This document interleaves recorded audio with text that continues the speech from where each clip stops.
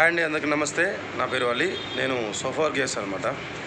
సోఫాలు అంటే పాతే కాదండి, కొత్తవి కూడా చేస్తాం అనమాట. Order basic. అయితే ఒకటి ఫిర్జాగూడలో ఒకటి ఓల్డ్ సోఫా అయితే రిపేరింగ్ చేయడం జరిగిందనమాట. ఆ క్లాత్ ఓవరాల్గా క్లాత్ మార్చేసి ఫోమ్లు కూడా ఒక 1 ఇంచ్ ఫోమ్ వేసేసి మొత్తం ఓవరాల్గా పాత సోఫాని కొత్త సోఫాలాగా చేసామన్నమాట.